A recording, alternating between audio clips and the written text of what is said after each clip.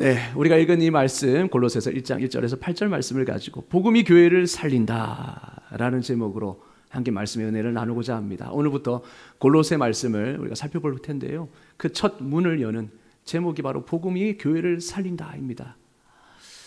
골로새서는 정말 이 복음의 정수를 담고 있다라고 생각합니다. 그래서 오늘 우리가 이 말씀을 통하여서 복음이 교회를 살리는 이유, 그것을 우리가 한번 살펴보고자 합니다. 여러분, 제가 얼마 전 들은 얘기인데요, 저명한 사람을 통해서 그래도 그나마 신뢰가 있는 그런 소식을 들었습니다. 이제 몇 년마다 이제 인구 조사를 하지 않습니까? 인구 조사. 그래서 인구 조사가 뭐 얼만큼, 그 다음에 이 지역에는 얼마가 살고, 또 이 지역의 분포도가 어떻게 되고, 또 그 모든 인구 중에서 종교의 분포도는 얼마가 되고, 그죠? 뭐 기독교 몇 프로, 불교 몇 프로, 뭐 천주교 몇 프로 이렇게 되듯이 이런 이제 인구 조사를 하는 거죠. 근데 올해가 이제 발표할 때라고 합니다. 새롭게 이제 갱신을 해서. 그런데 그거를 이제 미리 그 정보를 들으신 분이 놀라운 얘기를 하시더라고요. 기독교가 늘었답니다. 기독교인이 늘었다고 합니다. 그러니까 우리는 좀 이런 어려운 상황 가운데 오히려 기독교인이 줄지 않았을까 생각했는데 오히려 기독교인이 늘었다고 해요. 자, 그런데 정작 교회에 있는 우리들은 체감이 안 되는 거예요. 그렇지 않습니까? 교회가 점점 더 어려워진다 말합니다. 성도들이 점점 준다고 말합니다. 다음 세대가 점점 줄어든다고 말해요.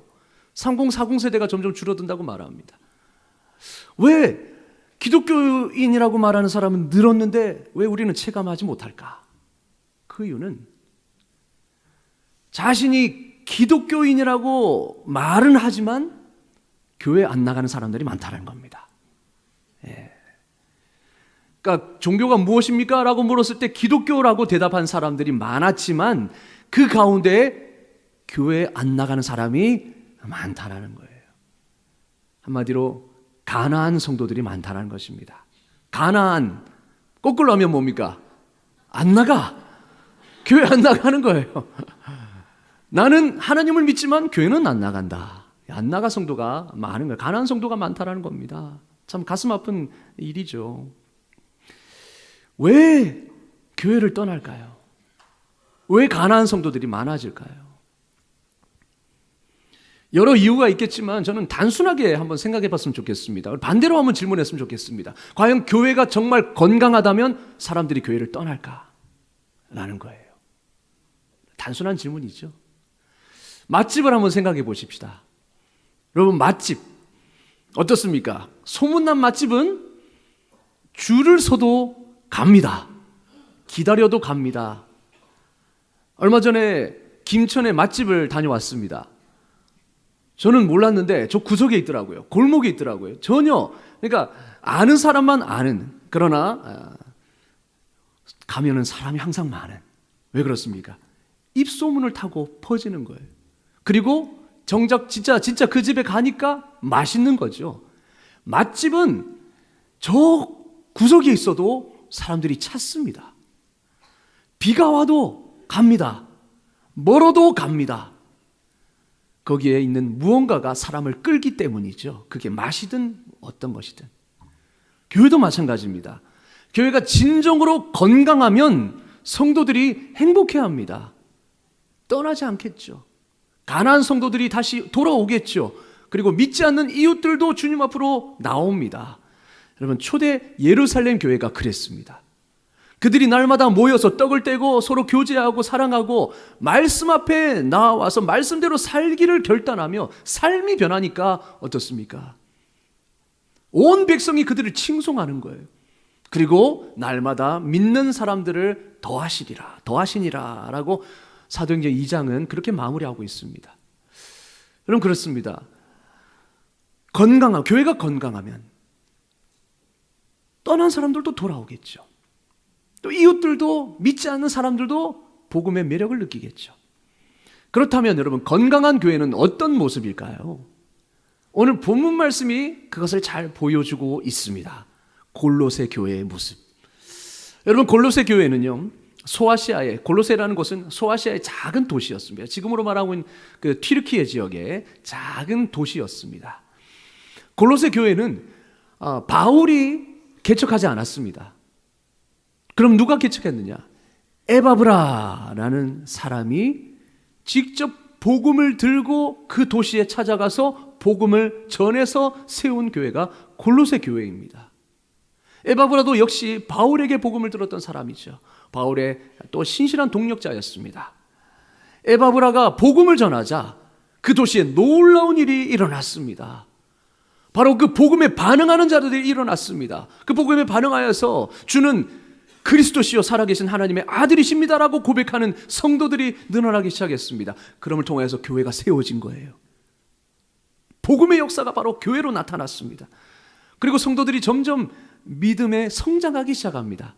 그리고 결국 마침내 사랑이 넘치는 공동체가 만들어집니다. 자, 이 소식을 지금 에바브라가 바울에게 전한 것입니다. 그 소식을 들은 바울은 어디에 있었느냐? 감옥에 갇혀 있었습니다. 근데 에바브라는 감옥으로 면회를 가서 바울에게 골로새에 일어나고 있는 놀라운 복음의 역사들을 증거하기 시작했어요. 그러자 바울이 그 소식을 듣고 너무 기뻐서, 비록 자기는 갇힌 신세지만 너무나 기뻐서 그 옥중에서, 감옥에서 편지를 쓰는 겁니다. 골로새 교인들에게 감사와 그리고 성장하고 있는 성도들에게 격려하는 마음을 담아서 편지를 쓰고 있는 거죠. 그게 바로 골로새서입니다. 여러분, 바울의 눈에 비친 골로새 교회는 건강한 교회였습니다. 오늘 우리는 이 건강한 교회 모습을 이 골로새를 통해서 확인할 수 있었으면 좋겠어요. 첫 번째, 건강한 교회의 모습은 어떤 모습이었느냐? 바로 감사가 넘치는 교회였습니다. 골로새. 여러분, 감사가 뭐라고 생각하십니까? 감사가 무엇입니까?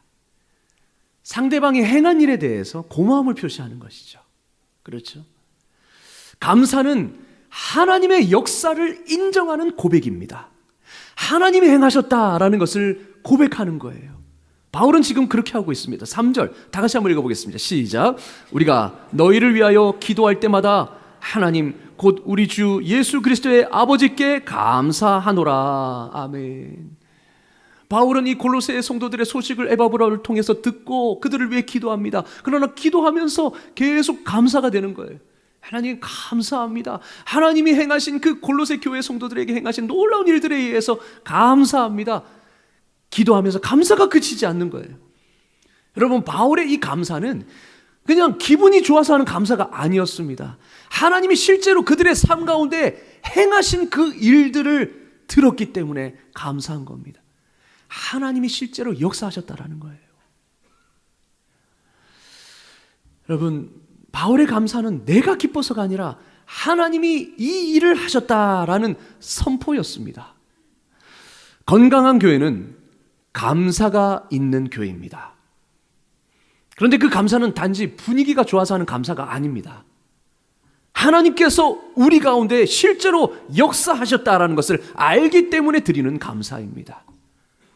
하나님이 행하신 일들이 나타난 거예요. 그래서 그것을 본 겁니다. 그래서 감사가 저절로 넘쳐나는 거죠. 여러분, 바울이 감사한 구체적인 이유가 4절과 5절로 나옵니다. 다 같이 한번 읽어보겠습니다. 시작. 그리스도 예수 안에 너희의 믿음과 모든 성도에 대한 사랑을 들었으며 너희를 위하여 하늘에 쌓아둔 소망으로 말미암음이니. 아멘. 세 가지로 요약하면 무엇이겠습니까? 믿음, 사랑, 소망. 기독교의 핵심 세 가지 가치. 믿음, 사랑, 소망이 그들 가운데 나타났다라는 거예요. 그리스도 예수 안에 있는 믿음. 그 믿음이 예수 안에 뿌리를 내려서 귀하게 열매 맺고 있다는 거죠. 그리고 모든 성도에 대한 사랑. 그러니까 끼리끼리 어울려서 자기들 좋아하는 사람끼리만 사랑하는 것이 아니라 모든 성도들이 같이 사랑하다는 겁니다. 그리고 하늘에 쌓아둔 소망. 이 땅의 것에 만족하지 않고 영원한 것을 바라보는 그 눈. 다시 오실 주님을 바라보며 인내하며 믿음으로 하루하루를 살아가는 그들의 모습. 그 모습이 나타났다는 겁니다. 이 세 가지 열매가 나타났다는 거예요. 그 교회가 바로 골로새 교회였습니다. 바울은 그 소식을 듣고 감사가 터져 나온 거죠. 여러분, 여기서 우리가 구분이 필요합니다. 우리가 여러 가지 이유로 감사할 수 있습니다. 교회에 감사가 넘치는 이유는 여러 가지가 있을 수 있습니다. 하나는 분위기가 좋아서, 찬양이 은혜롭고 그리고 성도들이 친절하고 예배 분위기가 따뜻하면 우리가 감사가 나올 수 있습니다. 그러나 이런 감사는 오래가지 못합니다. 분위기가 좋아서 나오는 감사는 오래가지 못합니다. 왜냐? 분위기는 그때그때 바뀔 수 있기 때문이죠. 찬양이 늘 은혜롭다가 하루 삐걱거릴 때가 있습니다. 그리고 설교가 매주는 아닙니다. 저도 압니다. 매주 은혜롭다가 하루 저 무슨 말이지? 라고 생각할 때가 있습니다. 그리고 상황이 달라지면 여러분, 감사도 함께 사라집니다. 분위기에서 나오는 감사는 오래가지 못해요. 영원하지 못합니다. 그러나 진정한 감사는 다릅니다. 바울이 감사하는 이유는 골로새 성도들의 그 삶 가운데 실제로 나타낸 열매 때문이었습니다. 믿음이 자랐습니다. 사랑이 흘렀습니다. 소망이 빛났습니다. 그런 실제적인 변화가 있었던 거예요. 이것은 사람이 만들어낸 분위기가 아니었습니다. 사람이 만들어낼 수 있는 분위기가 아니었습니다. 하나님께서 그들 가운데 직접 행하신 일들 때문이었습니다. 하나님이 행하신 일들이 나타나니까 당연히 감사할 수밖에 없는 거죠. 여러분, 그 열매를 보았을 때 터져나오는 감사, 그것이 흔들리지 않는 진짜 감사인 겁니다. 여러분, 생각해 보십시오. 자기가 지금 섬기고 있는 부서에 한 아이가 복음을 받아들이고 변화가 되었어요. 전혀 웃음거리가 없고 생기가 없는 아이가 그 복음을 받아들이더니 삶이 변하기 시작했습니다. 여러분, 그걸 보고 누가 감사하지 않을 수 있겠습니까? 단지 예배 분위기가 좋아서? 그거는요, 한순간입니다. 그런데 실제로 그 열매가, 복음의 열매가 나타나고 하나님이 행하신 일들이 그 부서 가운데, 공동체 가운데, 교회 가운데 보이면 그것이 진정한 감사가 터져 나오는 거예요. 왜냐? 우리가 한 게 아니라는 일을 알기 때문이죠. 내가 한 게 아니라 하나님이 하셨구나. 진정한 감사는 바로 하나님이 행하신 일들에 대한 선포인 줄로 믿습니다. 아멘. 여러분, 오늘 우리에게 묻습니다. 우리 교회의 감사는 어디에 뿌리를 두고 있습니까? 우리는 무엇 때문에 감사하고 있습니까? 예배 분위기가 좋아서? 아니면 인간관계, 친한 사람이 많아서요? 주차장이 넓어서? 여러분, 이것들이 감사의 전부라면 조금만 삐걱거리면 불만이 됩니다.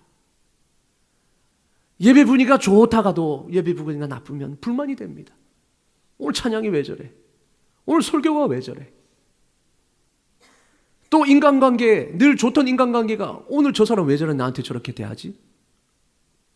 감사의 제목이 불만이 되는 거예요.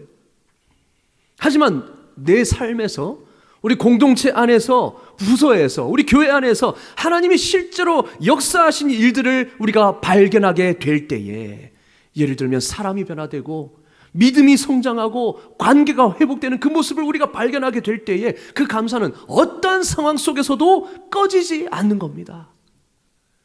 여러분, 이러한 역사가 우리 교회 가운데, 여러분의 가정과 여러분의 삶 가운데 충만히 일어나시기를 주님의 이름으로 축원합니다.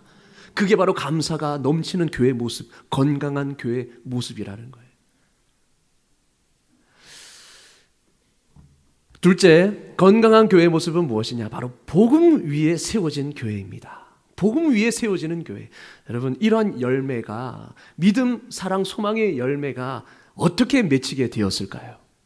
5절 하반절은 이렇게 말씀합니다. 다 같이 읽겠습니다. 시작. 곧 너희가 전에 복음 진리의 말씀을 들은 것이라. 아멘. 그들의 삶이 변하고 그들 가운데 믿음이 자라고 그들 가운데 사랑이 흘러 들어간 이유는 바로 복음을 들었기 때문입니다. 복음이 그들 가운데 전해졌기 때문입니다. 복음의 역사 때문이었습니다. 여러분, 복음의 능력이 그들에게 나타난 거예요. 복음은 스스로 살아 역사하는 살아있는 능력입니다. 6절 한번 보십시오. 6절 이렇게 말씀하고 있죠. 이 복음이 이미 너희에게 이르렀다라는 것은 복음이 들어갔다라는 거예요. 그리고 너희가 듣고 참으로 하나님의 은혜를 깨달은 날부터 너희 중에서와 같이 또한 온 천하에서도 열매를 맺어 자라는도다. 복음이 이르렀습니다. 열매를 맺어서 자랍니다. 여러분, 이것은 살아있는 것이죠. 복음은 단순한 정보가 아닙니다. 죽은 정보가 아니에요. 살아 역사하는 능력입니다. 그래서 여러분, 땅에 씨가 심기면 어떻게 됩니까? 그 영양분을 먹고 스스로 자라죠. 마찬가지입니다. 복음도 우리에게 임하면 스스로 그 복음의 역사가 우리 가운데 나타나는 거예요. 성령의 능력으로 말미암아. 복음은 바로 이런 살아있는 주님의 능력인 줄로 믿습니다. 그 복음이 그 교회 가운데 임하니까 이런 역사가 나타나는 거예요. 살아있는 역사가 나타나는 거예요. 여러분, 복음은 사람에게 닿을 때마다 그 사람을 실제로 변화시키는 능력이 됩니다. 우리가 복음을 붙들고 있다고 생각하죠? 우리가 복음을 붙들었다고 생각하죠? 아닙니다. 실제로는 복음이 우리를 붙들고 우리를 변화시킨 것인 줄로 믿습니다. 아멘. 그렇다면 또 묻겠습니다. 여러분, 지금 우리 교회에 이 복음의 역사가 일어나고 있습니까? 여러분의 삶에, 여러분이 섬기는 부서에, 공동체에, 여러분의 가정에, 우리 교회에 이 복음의 역사가 일어나고 있습니까? 단순히 예배 드리는 것 외에 말고, 말씀 듣는 것 말고, 복음이 실제로 그 사람을 변화시키는 역사 말입니다. 여러분, 불안에 떨던 사람을 한번 생각해 보십시다. 늘 불안한 거예요. 직장을 잃을까 봐, 건강을 잃을까 봐, 자녀가 엇나갈까 봐, 자녀의 미래가 걱정돼서 밤마다 잠 못 이루는 사람이 있었어요. 근데 그 사람이 복음을 만납니다. 너는 내 것이라. 내가 너를 지명하여 불렀나니 너는 내 것이라. 하나님의 것은 하나님이 지킨다. 네가 물 가운데 지날 때에 물이 너를 침몰하지 못하게 할 것이고, 불 가운데 지날 때에도 불이 너를 사르지 못하도록 할 것이다. 대저 나는 너의 구원자임이라. 이 복음이 그 사람한테 들어갔습니다. 그 음성이, 주님의 음성이 들리기 시작합니다. 그러자 상황은 그대로지만, 그러나 그 사람이 달라지기 시작합니다. 하나님이 나를, 내 인생을 붙들고 계신데, 나는 이제 하나님의 것인데, 그 전능하신 하나님 손 안에 붙들려 있는 인생인데 뭐가 두렵느냐? 그 두려움이 아니라 이제는 평강과 담대함으로 변화되기 시작하는 거예요. 그리고 상처로 마음이 닫혀있던 사람을 한번 생각해 보십시다. 부모에게 오랫동안 너무나 큰 상처의 말을 들어서 그것이 뿌리 내려서, 그리고 배우자에 대해, 아니면 교회 안에 누군가에게, 이웃들에게, 직장에서 깊은 상처를 받고 마음을 닫아버린 사람이 있습니다. 그 마음 가운데 분노가 싹 듭니다. 난 절대 저 사람을 용서 못해. 그런데 그 사람이 십자가 앞에 서게 됩니다.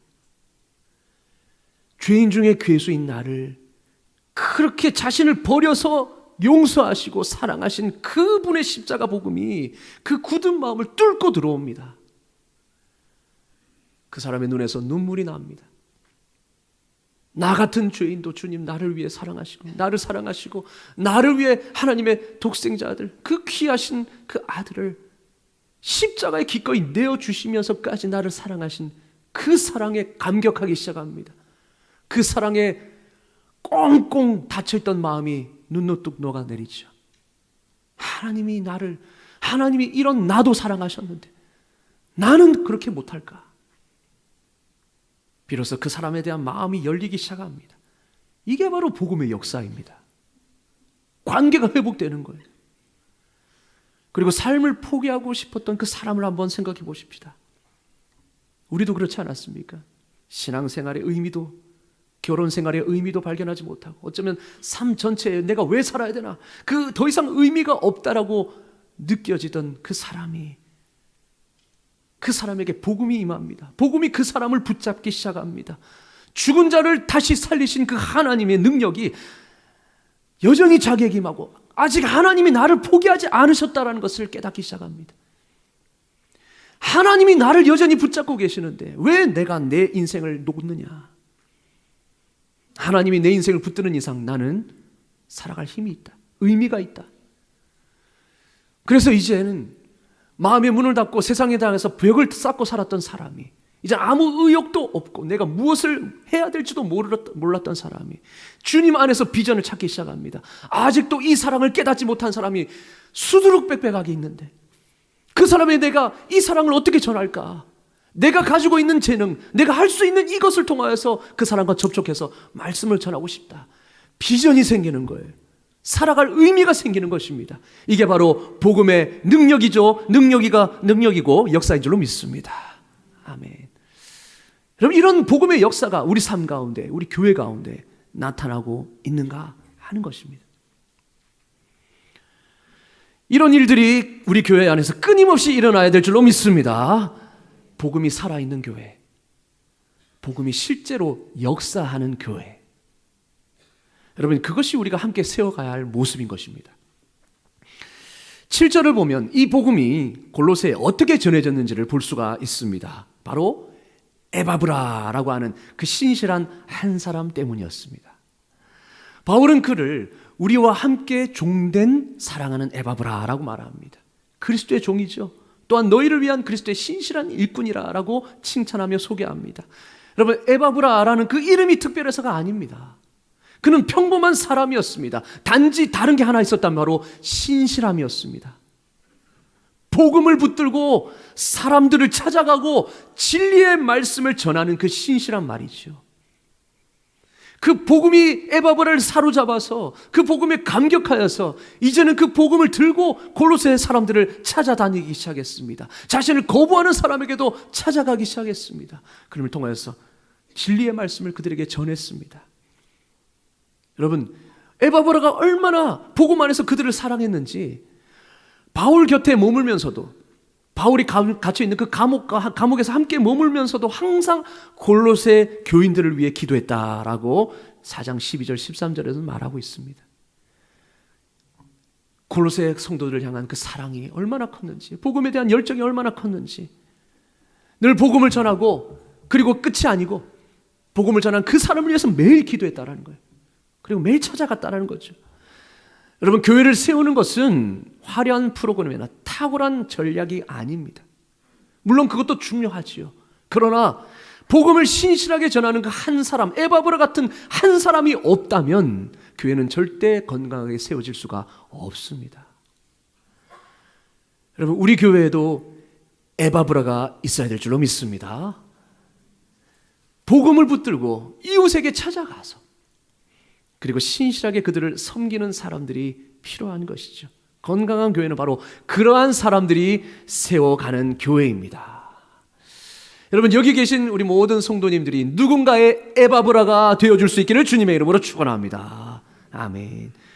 여러분, 에바브라는 화려한 기술이 필요한 게 아니에요. 에바브라처럼 되기 위해서는 화려한 언변, 지식, 재능, 여러분, 이것이 필요한 것이 아닙니다. 에바브라가 그랬듯이 단지 그저 복음을 붙들고 신실하게 그 사람에게 다가가는 한 걸음 한 걸음 내딛는 그 발걸음이 필요한 것이죠. 그 한 사람의 신실한 헌신이 한 도시를 변화시키고 교회를 변화시켰습니다. 이렇듯 건강한 교회는 복음 위에 세워지는 교회입니다. 복음의 역사가 나타나는 교회입니다. 마지막으로 건강한 교회의 모습은 성령 안에서 사랑이 넘치는 교회입니다. 여러분, 8절 한번 다 같이 읽겠습니다. 8절입니다. 시작. 그가 또한 성령 안에서 너희 사랑을 우리에게 알린 자니라. 아멘. 여러분, 에바브라가 바울에게 전한 것은 단순한 소식이 아니었습니다. 성령 안에서 살아있는 골로새 교인들의 사랑이었습니다. 우리말 성경은 이렇게 말하고 있습니다. 성령 안에서 행하는 여러분의 사랑.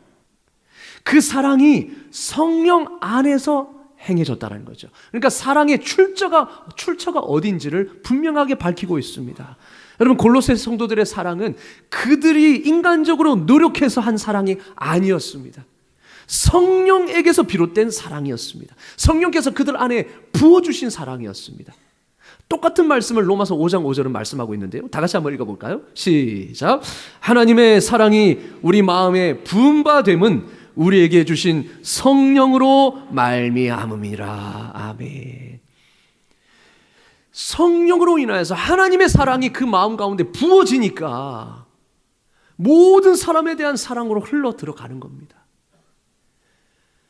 여러분, 건강한 교회는 성령 안에서 사랑이 흘러 넘치는 교회인 줄로 믿습니다.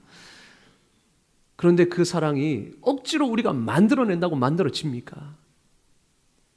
여러분, 제자훈련 가운데 숙제가 있습니다. 제자훈련 하다 보면 그 섬기는 부분에 가서 보면 숙제가 있는데 뭐냐면 배우자의 발을 씻기는 겁니다. 세족식이라 그러죠. 세족식. 발을 씻기는 거예요. 근데 그 발을 언제 씻기느냐? 이제 막 퇴근해가지고 한참 발냄새 많이 날 때, 한참 더러울 때, 그때 씻기는 겁니다. 근데 여러분, 우리가 이런 것을 하려고 할 때도 얼마나 우리 머릿속에 수많은 계산을 합니까? 내가 이런 말 할 때 내 남편이, 내 아내가 뭐라고 대답할까? 여보, 오늘은 내가 당신의 발을 씻겨드릴게요. 미쳤나 이게? 이런 소리를 들을까봐 안 하던 일을 왜 하냐? 이런 소리를 들을까봐 오만 생각이 다 나지 않습니까? 그래서 일을 어떻게 하나? 이거 하나 하는 것도 쉽지 않습니다. 그리고 여러분, 발을 씻기려면 어떻게 해야 됩니까? 내가 그 발 앞에 무릎을 꿇어야 합니다. 자존심 있지 말이야. 내가 무슨 무릎을 꿇어? 이런 계산이 생각이 생기지 않아요. 여러분, 우리가 누군가를 섬길 때 항상 계산합니다. 어디까지 섬겨야 되나? 내가 약자로 보이지 않기 위해서는 어디까지 섬겨야 되나? 내가 너무 이렇게 하면 나를 얕잡아 볼 텐데. 우리 안에 수없이 이런 많은 생각들이 들어옵니다. 우리는 계산합니다. 여러분, 우리 마음으로 하려면, 우리 능력으로 하려면 제대로 못 섬깁니다. 계산하잖아요. 그런데 하나님의 사랑이 우리 안에 부어지면 어떻게 됩니까? 우리 예수님께서는 제자들의 발을 씻기셨어요. 가장 높으신 그분이 제자들의 발을 친히 씻기셨습니다. 왜냐? 아무도 안 씻기니까. 제자들도 서로, 그리고 집주인도 발을 씻기려고 하지 않으니, 아무도 하지 않으니 몸소 예수님께서 본을 보여주신 것입니다. 그리고 그뿐만입니까?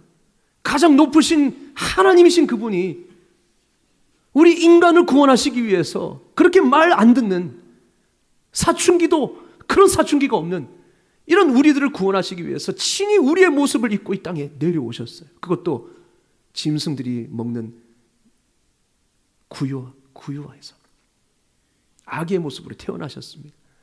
이것만 해도 얼마나 낮아진 모습입니까? 그런데 그 주님이, 우리를 구원하실 그 주님이 우리 대신 십자가에 달리셔서 온갖 모욕을 당하시고 온갖 고통과 하나님 앞에서의 버림을 당하시고 그렇게 죽으셨습니다. 나 같은 게 뭐라고?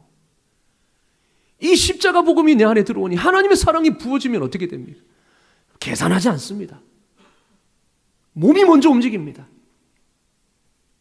우리가 하려고 하면 계산합니다. 그러나 주님의 사랑이 부어지면 계산하지 않습니다. 내 자존심, 그게 뭐라고요? 순종하게 되는 겁니다. 엎드리게 되는 거예요. 순종이 기쁜 겁니다. 섬기는 것이 기쁜 겁니다. 주님이 그렇게 하셨듯이 나도 그렇게 하니 나도 기쁜 거예요. 그게 바로 주님과의 연합의 역사 아닙니까? 골로새 교회에 바로 그런 역사가 나타났다는 거예요. 그래서 온 성도들을 사랑하는 그런 사랑의 역사가 나타난 것입니다. 바로 성령에 의해서. 성령의 역사로 하나님의 사랑이 부어지니까 그 일들이 일어난 것이죠.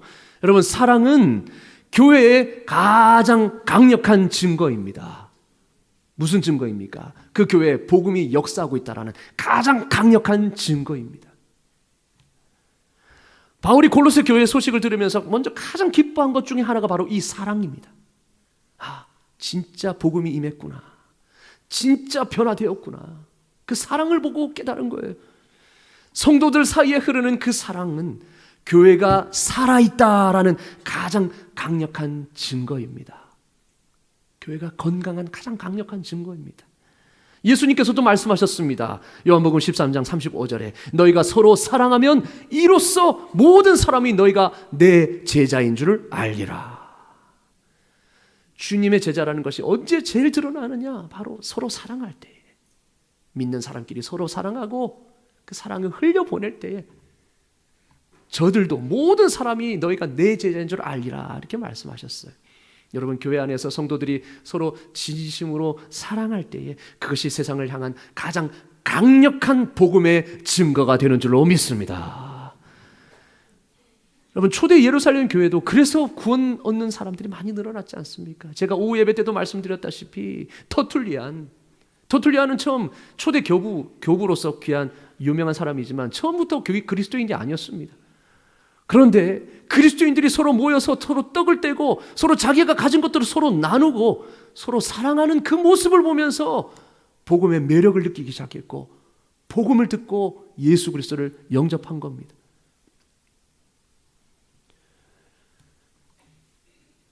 여러분, 성령 안에서의 그 사랑이 있는 교회, 가나안 성도들이 그것을 보면 교회로 돌아오고 싶어 할 것입니다. 왜냐? 세상에는 그런 사랑이 없으니까요. 믿지 않는 사람들이 그것을 보면 끌릴 것입니다. 여러분, 결론을 맺습니다. 오늘 우리는 골로새 교회를 통해서 건강한 교회의 세 가지 모습을 보았습니다. 첫 번째, 감사가 그치지 않는 모습이었어요. 그 감사는 복음의 열매로 말미암은 것이었습니다. 하나님이 역사하신다, 그 사람 가운데 역사하신다는 것이 직접 보여졌기 때문에 진정한 감사가 넘친 것입니다. 이러한 역사가 늘 있는 교회, 그리고 복음 위에 세워지는 교회, 복음을 신실하게 전하는 에바브라와 같은 사람이 세워가는 그 교회였습니다. 그리고 성령 안에서 사랑이 넘치는 교회였습니다. 여러분, 오늘 우리 교회에 대해 한번 생각해 보십시다.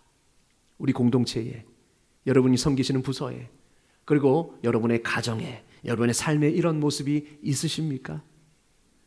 하나님의 행하신 일로 말미암아, 그 하나님이 행하셨다라는 것이 진짜 보여짐으로 말미암아 감사가 넘치고 있습니까? 복음이 살아 있습니까? 복음의 역사가 지금도 일어나고 있습니까? 그리고 성령 안에서의 사랑이 흐르고 있습니까? 여러분, 교회를 살리는 것은 특별한 프로그램이나 대형 행사가 아닙니다. 물론 그것도 필요합니다. 왜냐? 복음을 담을 그릇이 필요하기 때문이죠. 그러나 그것은 모두가 그릇에 불과합니다. 내용은 복음이어야 합니다. 우리 장로님들과 함께 정말 부흥하는 교회를 탐방하면서 느낀 것은 무엇이냐? 복음이 살아있다라는 거예요. 그들이 외적으로 그렇게 유명세를 타게 되는, 예를 들면 당진 동일교회 같은 라면 기계, 그죠? 한강 라면. 그 라면을 들여놨더니 그렇게 부흥됐다. 그게 아니더라는 거죠. 단지 그 한강 라면 기계는 복음을 담는 그릇일 뿐이었습니다. 그 한강 라면을 통하여서 아이들이 말씀을 제대로 배우게 하고 그 말씀이 아이들 마음에 들어가고 복음이 들어가니까 그 아이들이 변하는 거예요. 그 복음이 살아있으니 많은 사람들이 다시 돌아오는 것이죠. 여러분, 복음만이 교회를 살리는 줄로 믿습니다. 아멘. 복음이 우리 안에 살아서 역사할 때에 믿음이 자라는 것입니다. 한 사람의 믿음이 성장하는 것입니다. 여러분, 제자 훈련하면요, 말씀을 배우는데 그 말씀이 뭐냐? 하나님이 우리에게 주신 그 구원이 무엇이냐? 어떻게 우리가 구원받았느냐? 그걸 말씀을 통해서 살펴봅니다. 그런데요, 말씀을 보는데 그 사람이 변해요. 하나님이 나에게 행하신 그 놀라운 구원의 역사가 무엇인지 깨닫기 시작하니까 그 안에서 변화가 일어납니다. 삶의 생기가 돋아요. 표정이 밝아집니다. 복음이 교회를 살리는 것입니다. 복음이 우리 안에 살아서 역사할 때 믿음이 자라는 것이고 사랑이 넘치고 소망이 넘치는 줄로 믿습니다. 아멘. 그런 교회가 될 때 떠났던 성도들이 다시 돌아오고, 그리고 믿지 않는 이웃들이 예수님께 나오게 될 것입니다. 이것이 골로새 교회가 우리에게 주는 교훈이죠. 바울이 2000여 년 전의 시간을 넘어서 오늘 우리에게 전하는 메시지가 바로 이것입니다. 복음이 교회를 살린다. 복음을 붙들어야 한다. 여러분, 오늘부터 시작해서 골로새 교회 말씀, 골로새 말씀을 볼 텐데요. 골로새 그 말씀에 있는 그 복음의 본질을 우리가 붙잡고 나아가기를 원합니다. 그럼을 통해서 내가 먼저 그 복음에 반응하고 복음의 역사가 내 안에서 먼저 일어나 교회가 든든히 세워져가는 진정 복음이 우리 교회를 살리는 역사를 우리 모두가 경험하시는 저와 여러분 되시기를 주님의 이름으로 축원합니다. 아멘. 기도하겠습니다. 하나님 아버지, 오늘 말씀을 통하여서 교회를 살리는 것은, 교회를 건강하게 든든히 세우는 것은 바로 복음임을 깨닫게 되시니 감사합니다. 하나님, 주님이 행하신 놀라운 일들, 특히 복음을 들으므로 그 복음이 내 안에 역사하여서 나를 변화시키고 내 삶을 변화시키고 내 가정을 변화시켰던 그 모든 일들을 돌아봅니다. 하나님, 그 일이 지금도 우리 안에 일어나야 될 줄로 믿습니다.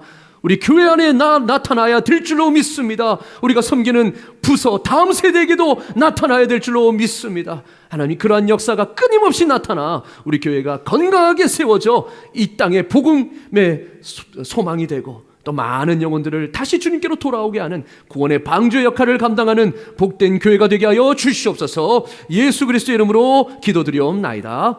아멘.